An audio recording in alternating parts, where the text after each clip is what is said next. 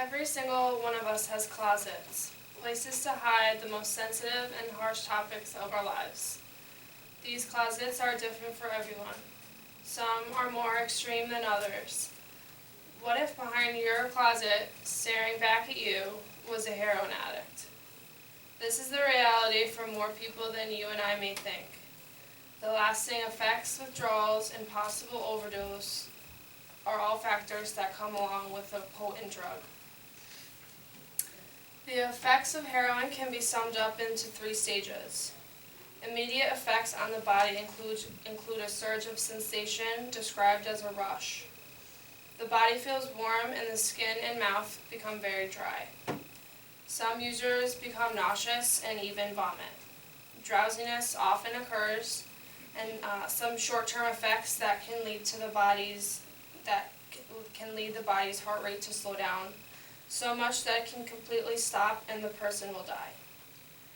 The body will feel drowsy for several hours after getting high.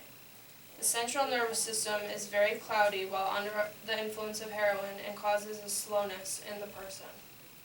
The drug is highly addictive, and after getting high just one time, it is not hard for someone to become dependent on this substance. Long-term effects lead to addiction, collapsed veins, bacterial infections, arthritis, and diseases including HIV and AIDS, hepatitis B, and hepatitis C. What can withdrawals do to our body? Withdrawals are the distress and cravings that occur when people stop using an addictive substance.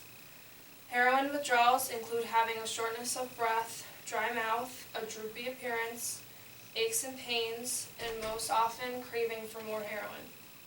Typically, withdrawals occur 6 to 12 hours after a person's last dose. Withdrawals peak during 1 to 3 days and subside around 5 to 7 days. The body suffers mood changes, fever, sleeping problems, restlessness, and excessive bodily fluids like a running nose, excess sweat, or excess tears. One of the biggest consequences of doing heroin is the possibility for overdose. People overdose by taking too much of a certain drug. Too much heroin can be deadly to the body. Shallow, difficult breathing is the sign of an overdose. Other signs include pinpoint pupils, where pupils of the eye are as small as a pin's head. Constipation and spasms in the stomach also occur. Delirium, distortion, and coma are also types of overdose. Now for some statistics about heroin to think about. It is estimated that 9.2 people in the U.S. are addicted to heroin. Opiates, which are a type of drug, comes in many forms such as heroin. Opium abuse is now taking up 18% of all drug and alcohol facilities nationwide. In 2012, the Drug Enforcement Administration had seized 934 kilograms of heroin in the U.S. alone. I hope you leave here today with a better understanding of a powerful world no one wants to get tangled up in.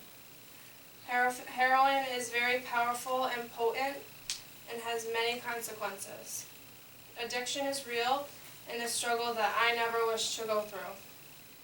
I want to leave you with a quote to try and summarize the life and struggle of someone who made the wrong choice. The quote is, "I used to think a drug addict was someone who lived on the far edges of society, wild-eyed, shaven-headed, and living in a filthy squat.